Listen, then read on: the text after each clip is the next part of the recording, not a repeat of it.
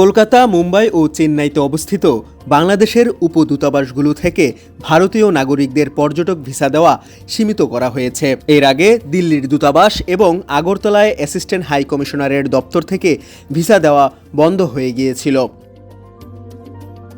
গতকাল বুধবার থেকে এসব ডেপুটি হাই কমিশনে পর্যটক ভিসা দেওয়া সীমিত করা হয়েছে বলে আজ বৃহস্পতিবার বিবিসি বাংলা জানিয়েছে। এখন শুধু গুয়াহাটির অ্যাসিস্ট্যান্ট হাই কমিশনারের দপ্তর থেকে ভারতীয় নাগরিকদের বাংলাদেশের ভিসা দেওয়ার ব্যবস্থা চালু থাকলো।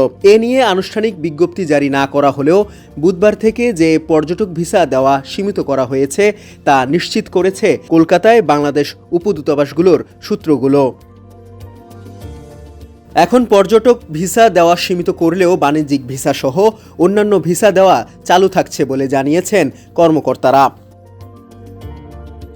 গণঅভ্যুত্থানের মাধ্যমে ২০২৪ সালের ৫ আগস্ট শেখ হাসিনা সরকার ক্ষমতাচ্যুত হওয়ার পর বাংলাদেশ থেকে ৪টি ভারতীয় ভিসা কেন্দ্রে ভাঙচুর করা হয়। সে সময় ঢাকায় ভিসা সেন্টারের সামনেও বিক্ষোভ হয়।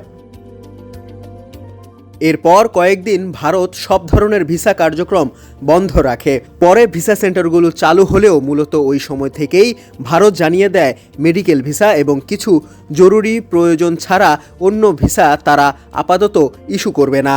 বর্তমানে বাংলাদেশিদের জন্য ভারতীয় পর্যটক ভিসা পুরোপুরি বন্ধ রয়েছে। ডেস্ক রিপোর্ট, সমকাল।